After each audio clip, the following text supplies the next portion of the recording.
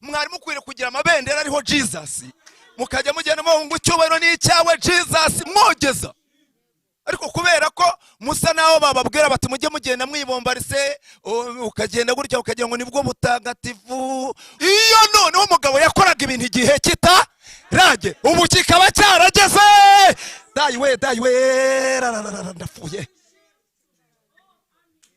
Abikoze vivi igihe kitarage, none turi kumwe igihe cyarageze. Yewe arararara. Iri jambo rero ry'Imana ntabwo yari impaye nk'iry'igihe gitoya cyangwa ijambo ry'umunsi, ni ijambo ry'ubuzima. Yesu ashimwe. Amen. Nk'uko babibabwiye, aba turi kumwe hano bo amazina barayazi, n'abandi bashobora kuba banzi. Ndi umupasiteri, nkaba n'umushumba w'itorero rya Kimironko. Hanyuma mu bantu bigeze kubana nanjye igihe kinini banzi ndi umuhanzi, ariko ndi n'umuhanzi, ndi n'umuvugabutumwa, menyerewe ku ndirimbo, ariko n'ubu kuvuga ngo ntikora, irako nuko ntari mu bihe wenda byo kwirimba cyangwa mbe nazanye n'abacuranzi banjye. Haje korari, iyi korari ni wanjye hariya ku itorero. Dufite n'andi makorari 5 nayo ashobora kuzagenda aza, kuko iki gitaramo cya hano tuzagikora bitari rimwe bitari na kabiri. Aya materaniro tuzakora muzajya mutubona. Ubwo rero nigiye waririmbye indirimbo ivuga ngo ibi nibyo twigiye ku birenge by'abatubanjirije. Ijwi wenda nzabarobesha ngarutse, ariko mfite indirimbo ivuga ngo ibi nibyo twigiye ku birenge, nkagira indi ivuga ngo uwishyigikiye agira ijambo kubanza imbere. Nagiraga indirimbo ivuga ngo ibita kureba ureba hirya, izigi wacu nizicefu ziciye umwami wacu yaciye, utagwa mu ruzi rwita ikiziba, kandi ishusho y'umuntu siwe muntu. Oya oya oya oya oya, ndahakanye turi ubwoko butuye ahabwo shyanga ryera, turabatambyi b'umwami Imana, turabaronswe na rurema. Izo ni indirimbo ziri mu ndirimbo nahereyeho. Abantu benshi ntago bameruka, hari abagiye mu bihugu byo hanze, ariko YouTube iraduhuza. Umurongeye murambonye, maze kugira umugore n'abana 5, ubwo urumva ko ndi umugabo ukuze. Hanyuma rero reka twumva icyo umwuka abwira amatorero kuri uyu munsi. Ndi ku ijambo rivuga ngo Uwiteka yongera kwiyereke iyi ni inshuro, ariko kwiyereke mu mbaraga zikuraho ibyaha. Niko rivuga. Turarisoma mu rwandiko rwa Yohana rwa mbere ibice 3 n'umurongo w'8. Reka mwumve uko rivuga.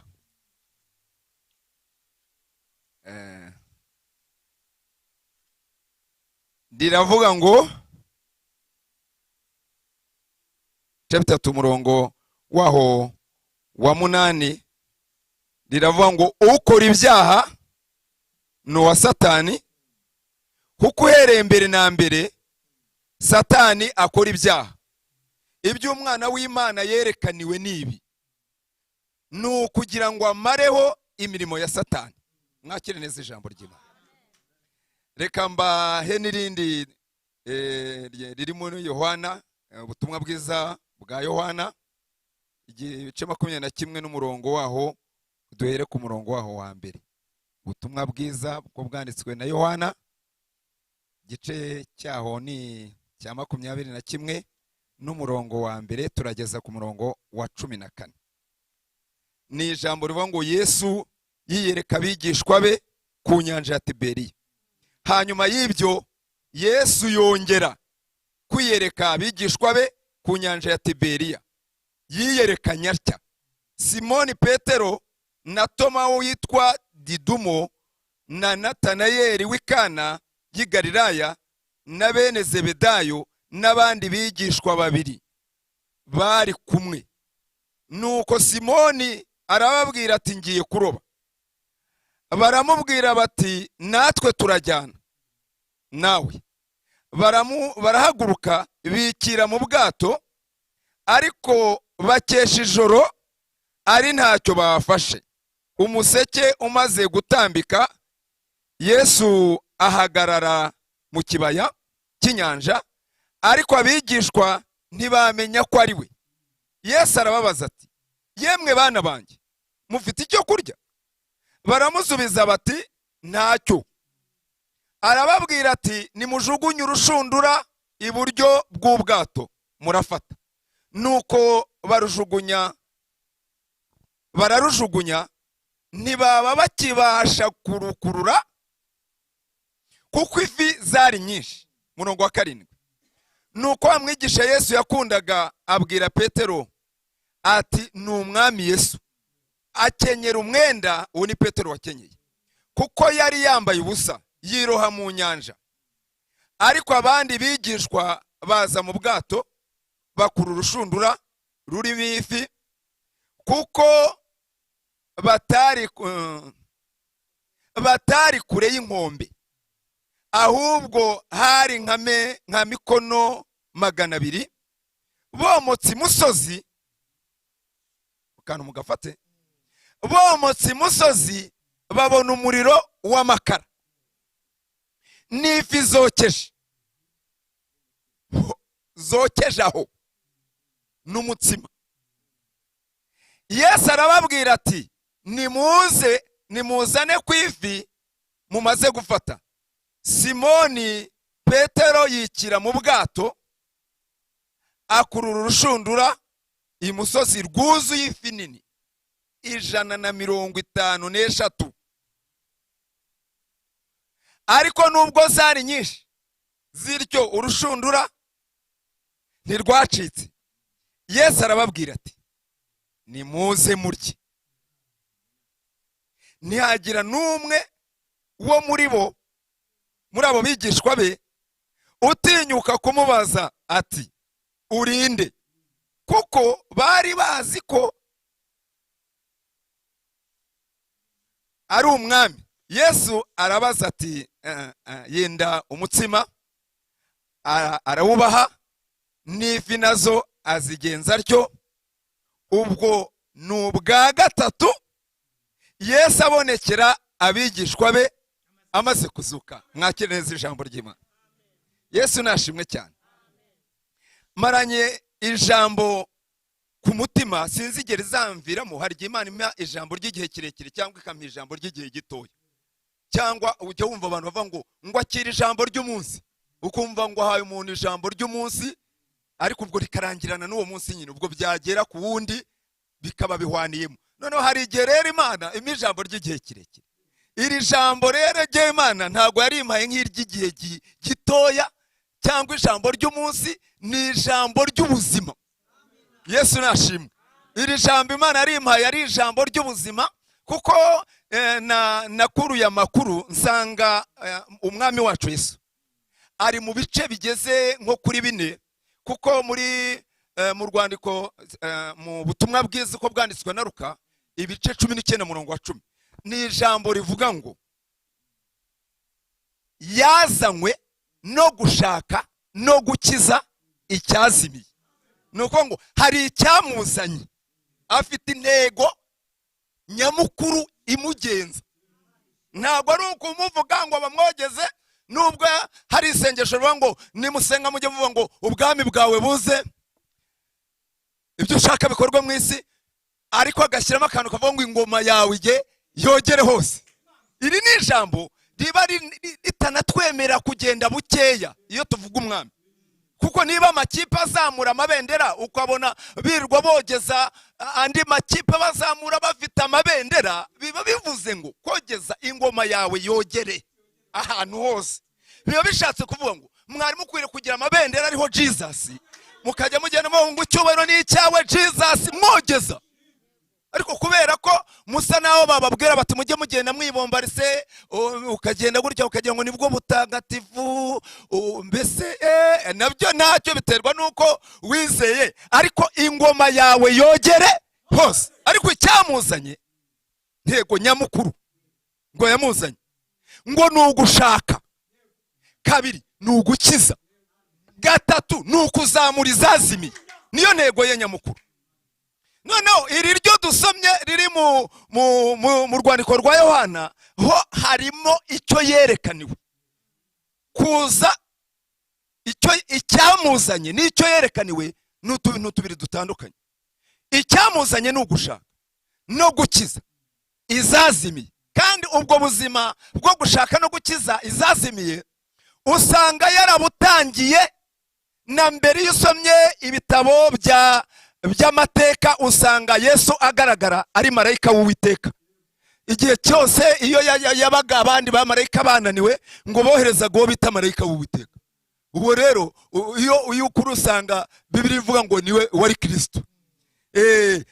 Ni umumarayika wajyaga atabara aho rukomeye. Uzamwumva Bibiliya ivuga ngo Yosuwa ajya kurwana urugamba, ngo ababisha bakaze, ngo akamubwira, ngo akabona arinjiye, ngo akamubwira ati ariko jyewe wambonye, ati ntago ahamagara. Icyo namukundiye muri ino minsi, ngo iyo yinjiye ntakomanga, ariko sifa kwa Mungu, ntago akomanga. Nukuva kera amateka ye ntago ukomanga. Ngo yajyaga kubona bakabona ngo arinjiye, akavuga ati jyewe rero ubwo mbona ubu nje none ahanga, ati sunshute, ati jyewe nje kuba umugaba w'ingabo z'Uwiteka Imana. Nukuva kera umusanga ahantu hatari hakeya, ugasanga ari ahantu umuhungu yari yarwanije n'abahanuzi ba Bayali n'abadagoni bageze kuri 450, arabakubita kugeza ubwo abica umugenda barangirira hasi mu kibaya. Uwo musozi nawe usuye ahantu yabahondaguriye ku musozi wa Karumeli, nawe ugiye nsanga umuhungu bamwubakiyeho monima afite inkota. Ariko bucya mu gitondo umugore witeye Yezebeli aramusaza byahatari, aramubwira ati ejo nk'iki gihe nzaguhwanya n'imana zanjye wagire nawe. Umuhungu aratinya, nuwo bita Eliya atinye, ubwoba nyine asubira inyuma. Iyo ubonye umuntu ngo wagiye munsi y'igiti cy'umurotemu, Bibiliya ikavuga ngo asaba Imana, aravuga ati ndabona gupfa bindutira kubaho. Kandi ubwo amutitije nimugoroba yarangije kwica abahanuzi 450 ba Bayali. Icyo nkundira no mu marayika rero. Ariko uwo mu marayika bamuvuga icyo gihe, ariko dukuriye amateka dusanga ari Jesus. Iyo bwakeye mu gitondo abyuka adakomanze, aho umuhungu yakaryamye yiteguye urupfu, ngo araza yikoreye agatsima, ngo ni ikintu bita amazi mu gacuma, ngo araza aravuga ati we nta rugi, nta pata, nta gisenge, ngo ahita amubwira ati byuka urye kandi unywe kuko urugendo ari rurerure. Uwo yari Yesu. Ubwo ni amakuru ya kera, ariko twagiye tumuvumbura nyine mu byanditswe. Twagiye tumuvumbura mu byanditswe. Ariko ngo ijambo ryavuze ngo yaje gushaka no gukiza izazimiye. Niyo ntego ye.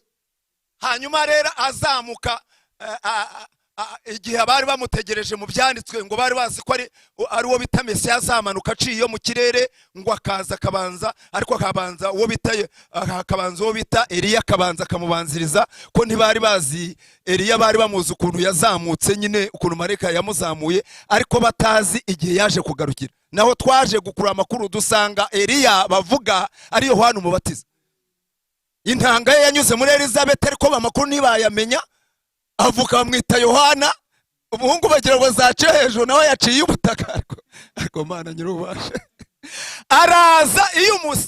Iyo umukuruye usanga we na Yesu ni abantu barutana amezi ageze kuri 6, kuko Mariya yagiye gusura Elizabeth afite amezi 3, ajya kumusura, agezeyo asanga umukobwa nawe yasamye inda ya Yesu, ngo bahoberanye umwuka, ngo baba bamenyanye. Naho uwabanje Eliya winjiye, Mana nyirubasha. Noneho Yesu nawe anyura muri Mariya, ariko abari bamuzi ko azaciyo hejuru abahisha amakuru aciye ubutaka. Umwe aca kwa Elizabeth, unanyura kwa Mariya, hanyuma abahungu babo baravutse barutana. Niyo ukuriye amakuru ya Yohana usanga ngo iwe yaramanukiye y'ubutayu, hanyuma Yesu we aravuka, cyokora abanza guca iwabo nyine kuri kavukire nk'uko ijambo ryabivugaga n'ubuhanuzi, ariko arererwa aho bita Nazareti. Amaze kurerwa i Nazareti araharerwa bamusore rwose. Abantu bakunda kumuvuga ibihe bitoya, bamuvugaho bamubonye muri no myaka 3 n'igice gusa, bamubonye ngo ahagaze iwabo mu rusengero, ngo bamuhoze umuzingo w'igitabo, ngo awubumbura, ngo asubiye iwabo iyo yererewe. Hanyuma kuva kuri icyo gihe atangira akazi ko kuvuga ubutumwa. Tere nyinshi y'abavuga ubutumwa niho hantu imbaraga zabo zihereye mu myaka 3 n'igice, ariko hasi kuva avutse kuzamuka kugeza muri 30 abantu benshi ntibakunda kuhavuga. Nanjye mpavumbuye vuba, kuko uriya kwigisha ibyinshi ni ukuvumbura. Ni niyo mpamvu nta mwigisha ugomba kujyaza ngo asenye undi, kuko umuntu yigisha uko yahawe. Iyo wahawe ibintu ntukaze ngo wemeje, kuko umuntu wese ahanuraho igice. Usanga umuntu azana agakubita babanje, agakubita abakurikiyeho, abandi akabita ngo ni batoya, ugasanga we kagira ngo ni we general. Ntago bikunda ibi bintu, uhanura uko wategetswe. Uhanura uko wategetswe. Muzambabarire n'umuntu muzaha umwana, uzamubwira ati jya wigisha iby'Imana yaguhaye, ntukavuga undi rwose. Mubyumvire aho batumisha. Mumbabarire rwose, mumbabarire. Nari maze iminsi numva ibyo bintu nabibabwira. Tumika uko wahawe, hanyuma wigendere. Abantu buzura umwuka bafashwe n'undaze, atumika uko yahawe. Hanyuma Korode nawe ni umutubisha, azajya agenzura ibyo bavuga. Mwambabare mukareka kujya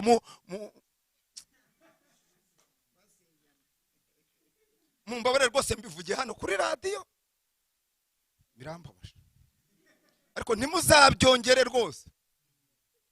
Hanyuma uyu we ngo akurira aho bita Nazareti. Ise yari umubaji, mama we nawe akora imirimo isanzwe. Iyo quartier narayisuye, nge nagiyeyo, nabaga i Nazareti, niho nakambitse nkijyayo nkashaka kumenya amakuru y'iwabo. Avuga ati ndabasuye nubwo nasanze mwaragiye. Ariko nsanga uwo muhungu quartier yarerewe urwagamo yahagiraga imbaraga, ariko abantu ntibazimenye. Abantu batangiye kuzivumbura mu munsi yaherekezaga nyina batashye ubukwe. Ariko Bibiliya ikavuga ngo igihe cyo gukora kwe cyari kitaragira gute, cyari kitaragera. Hanyuma babona batashye ubukwe, ariko babutaha mu bigaragara ukabona ntibatwereye, ariko batashye. Umuntu utatwereye akunda kuzamo nyuma. Basanga utwo kunywa baturangije kare, icyo kurya bakirangije kare, none asanga ibibindi byarangiye. None nyina yinyuzanyuza hirya hariya aho ibibindi biri. Arabata ku kibazo mufite hano ni iki? Babati ibintu byashize rwose, muje birangiye. Ariko kubera ukuntu yari yizeye power z'uyu muhungu, burya nta muntu ushaka gutangaza umuntu atamuzi ububasha. Kandi ibyo Bibiliya ntibivuga ko Bibiliya yavuze ngo hari ibintu yagiye akora ngo babivuze ntago babona aho babikwiza. N'ubu reba nk'iby'Imana yankoreye babivuze nta birimo. Harimo ibya Petro birangirira, hari ibyanjye ntibirimo, ibya Vivense n'ibintu n'ibya Korode ntabirimo. None rero baramubwira ati ariko nubwo bimeze gutyo, murebe uriya muhungu mubona twase batuye kuba yarabutahanye na famiye. Yesu afite abavandimwe. Bibiliya ivuga ngo nabashiki babaga bahari. None ariko umuhungu bari bageze mu myaka hafi muri 25. Hanyuma birangira ababwira ati uriya muhungu mwe mumurebe, icyo ababwira mu gikuri. None agize gutya avuga nta nubwo yigeze abwira ati ndahuhamo cyangwa ngo abwira ati ndaciramo. Yarababwira ati mwe mushyiremo, timushyiremo amazi, hanyuma munywe. Ibaze power, mushyiremo mugire gute, munywe. Umva amavuta y'umuhungu. Kandi ubwo ngo igihe cyo gukora kwe Korode ngo cyari kitaragera. Ibaze umuntu tumuzi atoba ibyondo asiga abantu mu maso, tukamuza ababwira ati muhaguruke mwigendere, ariko kubwira amazi nta n'agasukari umennyemo, nta nakunyu nka kamwe ka Elisa. akavuga tumva mwebwe nimuhite muvoma munywe. Ikindi cyananga nuko ngo yabikoze ngo igihe cye cyo gukora kitaragera, bivuze ngo hari utundi turinye yakoraga igihe kitaragera. Gute kitaragera? Nuko yatajya ku karubanda. Ariko ndafashijwe noneho, iyo noneho umugabo yakoraga ibintu igihe kitaragera, ubu kikaba cyarageze. Dayiwe ndafuye. Abikoze vive igihe kitaragera, none turi kumwe igihe cyarageze. Yewe arararara.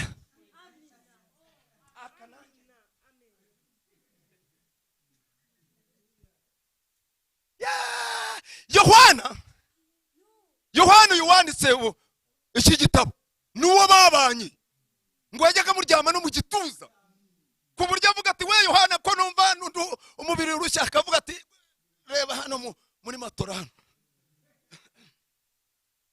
Amuzi wese,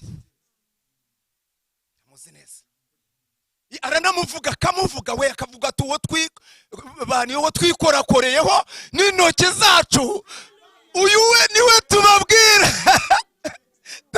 Ari umuntu uvuga umuntu akavuga ati ariko uwo mugabo we tubana muri karitsiye, ibyo akunda turabizi. We rero ngo yaramuvumbuye, asanga icyamuzanye igihenze n'iki yerekaniwe. Icyamuzanye ni ugushaka no gukiza. Nindi seminari uzampamagare kuro. No aka rero Yohana we kubera imibanire ngo muzi yerekanwa pawazi. Icyo yerekaniwe gitandukanye n'icyo yazanywe no gushaka no gukiza icyazimiye. Ariko icyo yerekaniwe ngo ni ukumaraho imirimo ya Satani, kandi niyo iyoboye. Imirimo ya Satani niyo ivangira abantu. Utangiye agakiza ntagasoza, nugiye kugasoza agasoza agenda bigura intege, ku buryo avuga ati ariko nzakarangiza. Ku buryo usanga bari mu makorasi avuga ngo mbe mwami ni ryari, ubu mbese ubwo arapfuye, amerewe nabi. Mbe mwami ni ryari igihe wazagarukira, ku buryo agiye guhwera, bikageza ku rugero bavuga bati umva noneho uyu muntu ibaza izo korasi, izo ni iz'umuntu usa naho avuga ati nutinda mwami ndakurangirana, nubona naniwe uzanyeze mwami ntahe. Ubwo yakupfanye, burya ntako atakubwiye. Ikorasi burya niwe mu ziriya korasi ni iz'abantu barwanya urugamba kuva kera, hanyuma atangira gutera ikorasi, nubona naniwe uzanyeze rwose ntaye. Kandi uno mwami twizeye afite imbaraga, kuko afite ububasha bwo kwiyerekana. Ijambo ngewe nazanye ijambo rivuga ngo kwiyerekana, cyangwa se umwami yongere akwiyereke mu bundi buryo, cyangwa ku yindi nshuro, ariko indi nshuro akwiyerekamo ibiri bunanize n'imbaraga z'ibyaha zinanize, kuko ngo icyo yerekaniwe ni ukumara ho imirimo ya Satani. N'imbaraga Imana izana, ariko ngo ziva mu buzima bwo kwiyerekana. Kandi uburyo yiyerekanamo ahangaha twahavuze ni ukuva azutse no kugera azamutse agiye mu bwami bwo mu ijuru. Hagati aho rero niho herekana inzira zo kuntu yiyerekana, zinerekana systeme cyangwa strategy yakoreshaga mu masezerano ya kera, ukuntu yazaga ari marayika watabaraga atatumye. Wajya kubona ukabona ikibazo cyavutse ukabona arinjiye. Manowa bajya kubona bakabona ikibazo cy'umwana, bakabona marayika agize gute arinjiye azanye umwana. Bajya kubona bakabona ikibazo cy'umugabo ugiye gusubira inyuma biteriya, marayika arinjiye azanye icyo kurya, azanye n'icyo kunywa. Ubwo nibwo buzima yakoreragamo mu isezerano rya kera, muzabumenye. ngo cya gitare Mose yigeze akubita kikava amazi abisiraheli bose, burya yari urya mugabo wakoraga muri irya systeme zitwa ubuzima bwo kwiyerekana. Sinze ko kanima mu gafashe n'ubuzima bumaraho imirimo ya Satani. Kandi niba abarokore muzi dukeneye muri ino minsi, ntabwo ari abarokore bafite amazu cyane, nubwo nayo tuba tuyakeneye, cyangwa ngo bafite abagore bafite ngo n'abagabo, ku buryo usanga abahanuzi benshi bavuga ngo rabaguhaye umugore, ngo hari Imana, ngo guhaye inzu. Ubwo buhanuzi n'iryo vuga butumwa usanga ari riryoshye mu materaniro no mu byumba, ngo rabe we ngo mbonye kujyana hanze. Kandi akenshi ugasanga no hanze si nko mu kindi gihugu, akenshi ni nko kugwa. Ariko hanze ni heza ho muri Beneda turabaramukije cyane, aho ni sawa, Imana iba yarabivuze. Ariko igihenze mu kwiyerekana, muri imbaraga zo kwiyerekana, ni imbaraga ziri ku rugero rumaraho imirimo yose ya Satani. Nge niho nasabye, aha niho nasabye Imana, ku mazu muzirwarize, muzashaka abandi bahanuzi. Ngewe naje ngira ngo Imana ibiyereke hagati yo kuzuka no kuzamuka kohereza umwuka wera, nabiyereke mu mbaraga zimaraho imirimo ya Satani. Niho hantu naje, umuntu wese ndi busabire, nta nzu mushyiriramo koroda zayimusabire. Ariko ninza kujya muri network nkayikura nayo ndayizana ko amazu narakodesheje, ndabizi.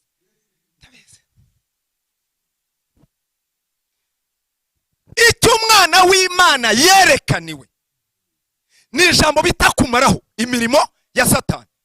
Mu ntego impagaritse hano, ndashaka ko Imana ikwiyereka mu buryo bwo kukumariraho imirimo ya Satani. Abantu rero bazi ko imirimo ya Satani ngo ari ukuba wenda ngo wacumuye ngo ukagwa ngo ugasubira inyuma. Hari imirimo ya Satani iba mu buzima busanzwe ukabona ntabwo ari umurimo w'Imana. Nose nk'aba bahungu babanye na Yesu bari basubiye kuroba, bagiye kwere bajyanywe n'umwuka wera. Reba igihe babaniye, akajya atubura, yigeze no kohereza Petero avuga ati genda uzanire ya fi yikuremo iyo bita sitateri n'ibiceri byakoraga hariya muri Isiraheli, na n'ubu birakora. Sitateri zirakora nazisanze. Reba ukuntu babanye, akajya atubura imigati bakagira niyo batahana. None abahungu babatumishi, kandi iri jambo ntabwo ari n'iry'abanyagice gusa, n'iry'abatumishi ba kera bazi ko bagize ububyutse ngo bakagira impano. Hari n'abajyaga kurara igitarama ngo umwuka abwira ati muzahagume. Ariko turashaka ko Imana mu rwego igiye kukwiyereka, ikwiyereka ariko ikumariraho. Yesu we, mbega gufashwa. Ikumariraho imirimo ya Satani. Bagiye kubona, babona neza urugamba rurabatsinze neza, barafashwa, baravuga bati, Petero avuga ati nsubiye kuroba, ati na Yohana ati ntunsige, Yakobo ati ntago wansiga, n'uwo bita Toma ni umuhungu nawe wari waranze kwemera. Umunsi yabasuraga nabwo ngo abinjiranye nabwo adakomanze, ngo ku munsi wa munani ngo yababwira ati ibintu mwivugisha ngo umugabo ngo yaraje, nge sinabyemera. Ariko nge sinabyemera. Ngo arongera yinjira ku nshuro ya kangahe, ya kabiri, ngo hari ku munsi wa munani nabwo yinjira atagize gute, adakomanze, ashaka kwica igini ryabaga muri Toma. Yari afite igini ry'ubupingayi ryo kutizera no kutemera. Iri gini riba mu bantu rero b'abakristo bemera ibyabo, ubundi akemera ibintu ari uko ngo yabibonye. Banza ukora igitangaza, ngo ukore ikimenyetso, ntashobora kwemera ko ibindi ndimo kuvuga ntabyumva, ngo ntabwo abyumva. Nyumvire noneho kuri iyo shuro, ariko n'abapingayi nabo Imana igiye kubiyereka. Byatumye ngo agaruka ku nshuro ya kabiri, bitewe n'umupingayi wari mu materaniro utajya wemera iby'Imana ivuga. Nubu hari umuntu utema avuga ati ibintu vuga uvuye vuga Imana iminza ahubwo. ubwo vuga gutyo n'iryo kote vuga nuko wariye abarabuzwa n'iki nuko muba mwariye izo ni forume nuko muba mwariye. Ngo agaruka ku nshuro ya kabiri, ikintu cyari kimuzanye muri iryo teraniro ni umuhungu w'umupingayi. Aravuga ati we ngwino hano Tom, ibi ni iki? Ati ndabona ari hanyuma hano ati niyo hanyuma hano nayo ndabona ari ati no ntuzongere. Yari atangiye kuvuga ngo noneho nguru umwami ngo ndakwame. Aravuga ati n'ikindi gihe hahirwa bizera batabonye. Namwe mwese mwizere Imana. Ndashaka gusenga isengesho rituritse urutambe abantu wenda ntibari bubyemere. Usanga babivugisha ngo ubwo se ngo ninde ngo umuntu ngo udakora icyaha, ugasanga bazana amakomantere y'ibintu bitaba muri Bibiliya ngo n'umukiranutse maze ngo yacumuye ngo inshuro 7 ngo gukuba 70 ingahe. Ugasanga abantu babitwaye gutyo, ugasanga ngo none se ngo ninde udacumura, ngo isi ngo n'umubiri ngo n'umubi, ngo ntiturageraho Satani atageze imyambi ngo ujye tubabarira. Urumva pastor ngo niba ukiranuka nyine ngo ujye ukiranuka. Ariko tuvuga imbaraga Imana itanga ziva mu kwiyerekana kumaraho. Arababwira ati mwebwe ikintu kiromariyeho izi mbaraga z'ibyazi z'uyu mubi nazibonye ziraturuka ku nzara. We Petro nakubonye ufite ikibazo cy'inzara, reka nze nkumarireho izi mbaraga. Kuri kw'Imana, Imana imara w'imbaraga zikurwanya z'umubi zinyura ku nzara, ariko ntimunyikirije zinyura ku nzara. Ngo azinduka aho yazindutse butaracya. Mwami wacu zinduka muri uru rugo butaracya. Nsangira urugo butaracya, nsangira umugore butaracya, nsangira umugabo butaracya, nsangira iritoro butaracya, kuko ni buri cyana riraza gusebara riraseba. Ngo azinduka mu gitondo mu museke, ngo ahita amanuka arababwira ati bana banjye mwabonye, mwigeze mumva babwira ngo ko mwasubiye inyuma mwoka. Umva ukuntu umugabo amara w'imbaraga za Satani azimarishije imbaraga z'igisubizo. Tari igisubizo kikakuzana kikagusubiza ku Mana yo mu ijuru. Ubwo ni ubuzima bwo kwiyerekana buri hejuru bumaraho imbaraga. Hari abantu utagaruza haleluya niyo washyiraho YouTube ugashyiraho na channel na ntuza n'izindi zose n'abazungu bakajya baza hano. Aravuga ati ibyo muvuga ntabyo numva, ibyo muvuga simbibona, murarya nge sindya, muranywa nge sinywa, murabarage sinambara. Hanyuma Jesus rero uwo muntu amugenderere butaracya. Muri iri teraniro uyu muntu amugendere butaracya, amumarireho imirimo ya Satani. Ngo ahita ababwira ati mwese ndabona nta kintu mwabonye. Iburyo ngo barobye ikintu bita ifi nyinshi, kandi ifi nini barazibara bagasanga zigeze hafi kurya 5. Hariho n'eshatu. Ikintu nakunze rero ntabwo mwakimenya, ziriya fi mbisi nazemeye ariko zaryoheye cyane.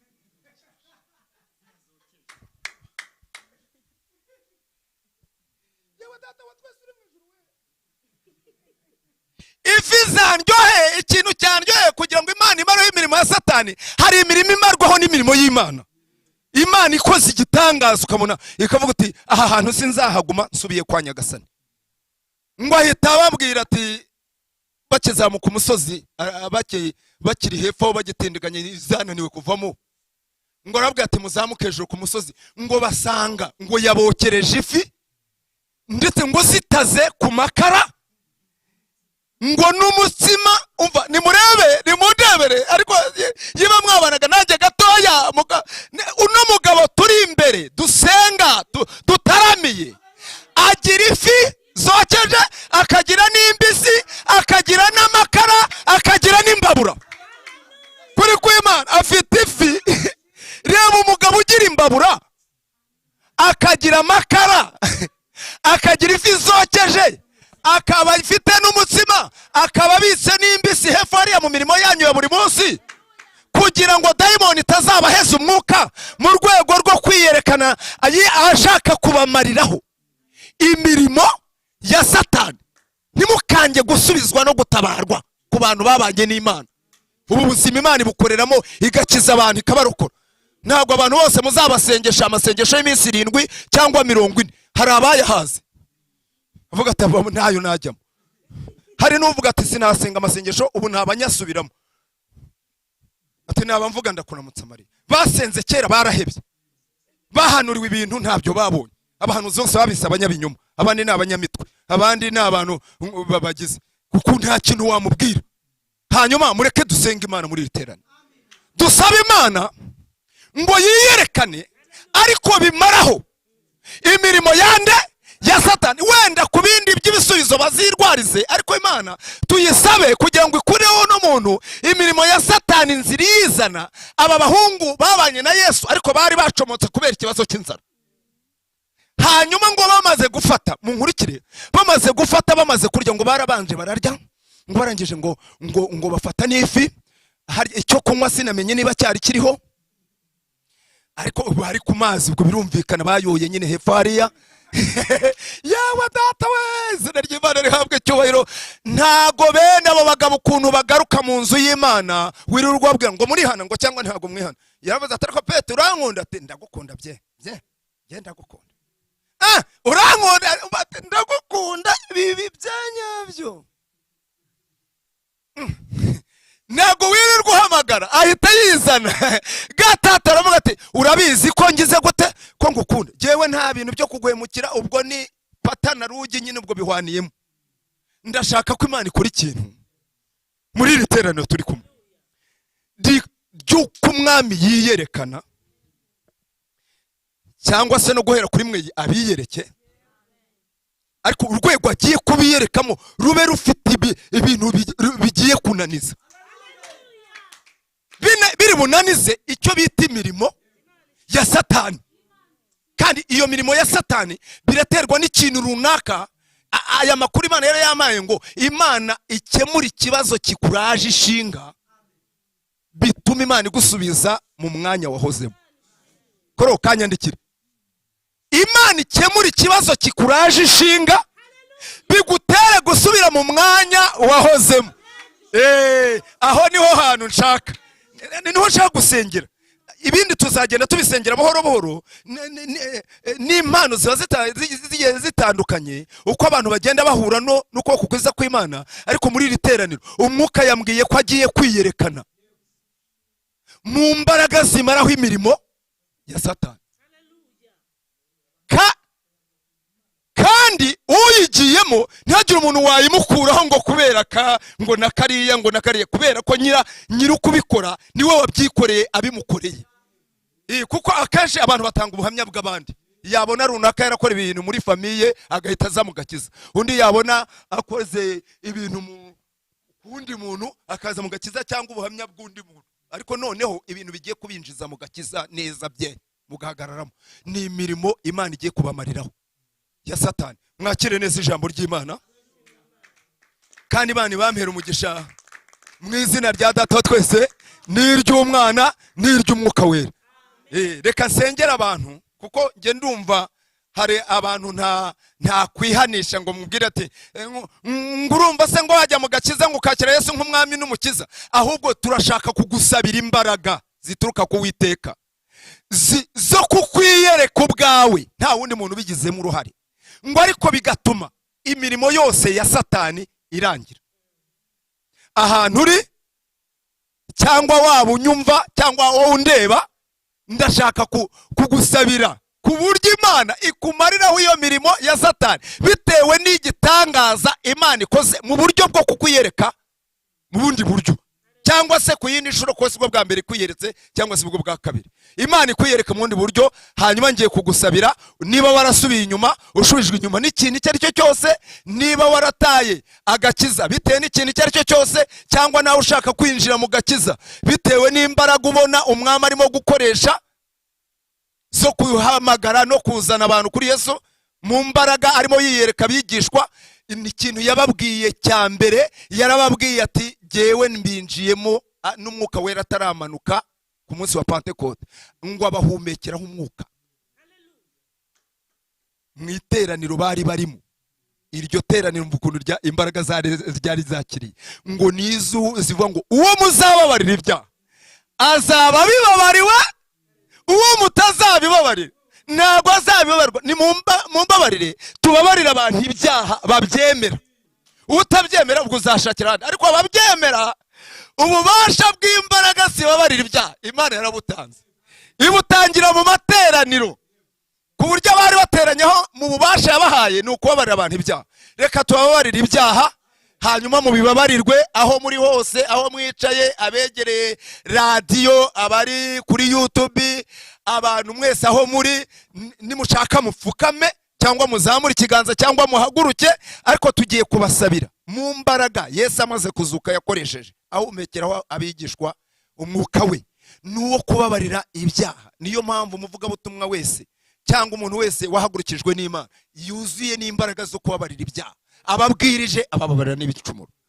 Reka tugusengere mu izina rya Data wa twese n'iry'Umwana n'Umwuka wera. Uwera wa Isiraheli, Imana nyir'ububasha, turagushimye mu izina rya Yesu Kristo umwana wawe ukunda, umwami Imana, umutangabugingo, umukiza w'abari mu isi.